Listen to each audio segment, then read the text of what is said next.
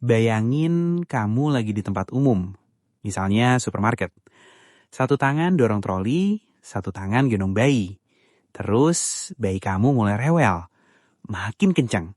Dan kamu ngerasa mata orang-orang mulai nempel ke kamu. Yang bikin kamu panik itu bukan cuma suara bayi, tapi pikiran ini. Aduh, orang mikir gua nggak bisa ngurus anak.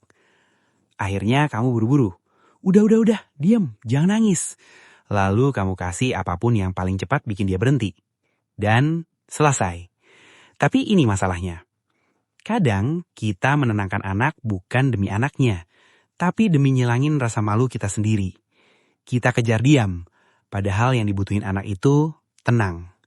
Disinilah semuanya jadi benar-benar menarik. Bayi itu belum ngerti kata-kata, tapi dia ngerti pola. Dia belajar. Kalau aku gak nyaman, dunia bereaksi gimana? Dan inilah yang kebanyakan orang tidak sadari. Di tahun-tahun awal hidup, otak bayi ngebut gila-gilaan. UNICEF menulis bahwa di beberapa tahun pertama terbentuk lebih dari 1 juta koneksi saraf per detik. Kecepatan yang gak keulang lagi. 1 juta per detik. Jadi pertanyaannya bukan gimana biar anak gua gak bikin malu di publik. Pertanyaannya, apa yang otaknya pelajari tentang rasa aman setiap kali dia menangis? Asumsi yang harus kita bantai dari awal. Banyak orang, bahkan yang sayang banget sama anaknya, punya asumsi begini. Ah, masih bayi, belum ngerti apa-apa. Justru karena dia masih bayi, dia lagi nyerap segalanya. Bukan lewat logika, tapi lewat sistem syaraf. Bayi itu paham, kamu responsif atau enggak? Kamu hadir atau cuma ada? Kamu menenangkan atau kamu menutup suara? Harvard Center on the Developing Child punya konsep yang simple tapi efeknya panjang.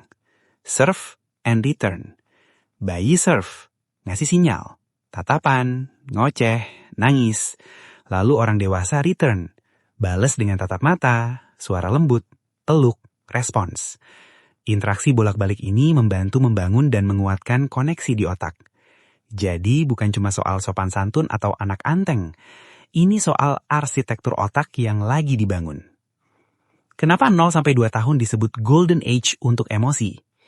Gini ya, analoginya 0-2 tahun itu kayak kamu lagi bikin fondasi rumah. Kamu belum mikirin wallpaper, lampu gantung, atau dekor lucu.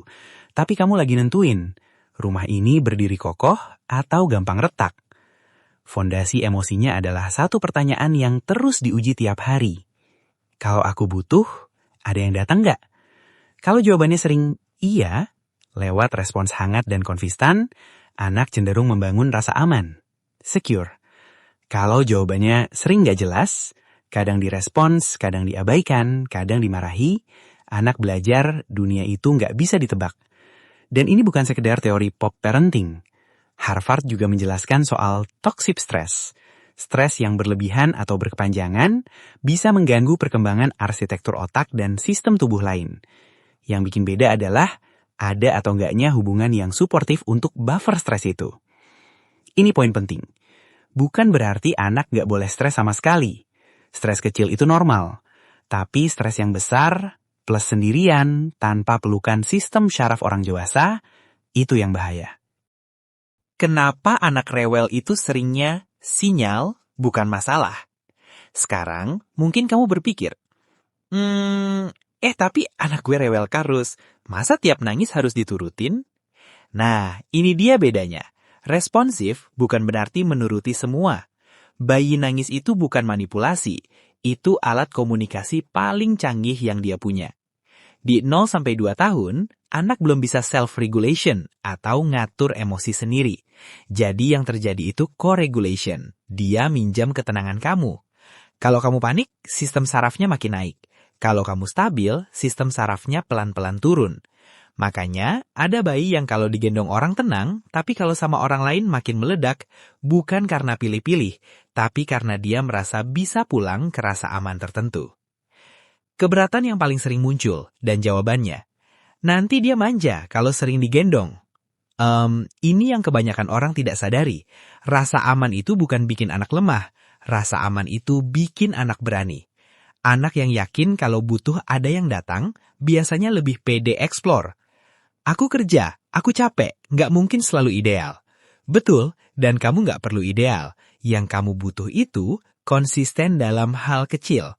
Bahkan WHO menekankan bahwa perkembangan anak adalah hasil interaksi yang sehat dan nurturing antara pengasuh dan anak, dan perhatian juga perlu ke kebutuhan pengasuhnya. Kalau di publik gimana? Aku panik, semua lihat.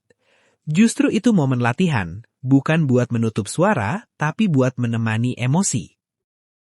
Langkah praktis yang bisa langsung kamu pakai, tanpa jadi orto Instagram. Aku kasih 6 langkah, simple tapi ngaruh. 1. Ganti target, dari diam ke tenang. Kalau anak rewel di publik, jangan buru-buru mikir, gimana biar dia berhenti? Tanya, dia butuh apa biar sistem sarafnya turun? Kadang cuma dipeluk rapat, suara pelan, pindah ke tempat agak sepi. 2. Terapkan 10 menit paling mahal tiap hari. Pilih 10 menit tanpa HP. Duduk sejajar, ikutin sinyal anak. Dia ngoceh, kamu balas. Dia nunjuk, kamu sebut. Dia tatap, kamu tatap balik. Itu serve and return versi rumahan. 3. Namai emosi sebelum mengarahkan perilaku. Bukan, udah jangan nangis. Tapi, kamu kaget ya? Kamu capek ya? Kamu nggak nyaman ya? Kamu lagi ngajarin otaknya bikin peta. Perasaan bisa dikenali, bisa ditenangkan. 4. Punya ritual transisi sederhana. Anak kecil gampang meledak bukan karena nakal, tapi karena transisi itu berat. Bikin ritme. Sebelum tidur, lampu redup, peluk, suara pelan. Sebelum makan, cuci tangan bareng, duduk, mulai. Ritme sama dengan dunia bisa ditebak, sama dengan rasa aman. 5. Kalau kamu sempat meledak, lakukan repair. Ini penting banget. Kamu bisa bilang, walau bayi belum paham kata-kata. Maaf ya, tadi mama atau papa capek dan kaget.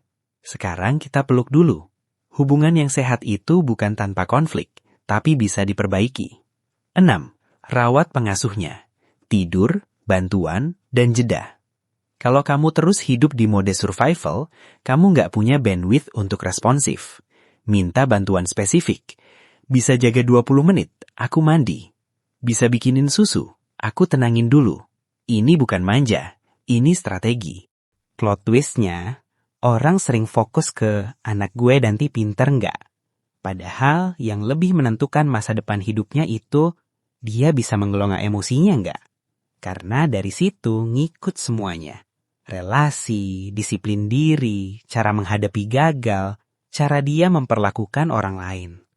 Dan fondasi itu mulai dicetak paling kuat di 0-2 tahun. Di momen kecil yang kelihatannya sepele, seperti di lorong supermarket tadi. Oke, ini call to action-nya.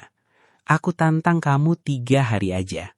Mulai hari ini, 10 menit paling mahal tanpa HP, namai emosi minimal 3 kali sehari. Kalau kamu meledak, lakukan repair setelahnya. Terus lihat bedanya. Bukan cuma anak lebih cepat tenang, tapi kamu juga lebih nyambung dan gak gampang kebawa malu, panik, atau merasa gagal. Kalau kamu ngerasa ini ngebantu, tulis di komentar. Umur anak kamu berapa dan momen supermarket versi kamu apa. Dan share video ini ke satu teman yang lagi begadang dan merasa sendirian. Karena masa depan anak kamu seringnya dibentuk bukan oleh momen besar, tapi oleh momen kecil yang kamu ulang setiap hari. Sampai jumpa di video selanjutnya.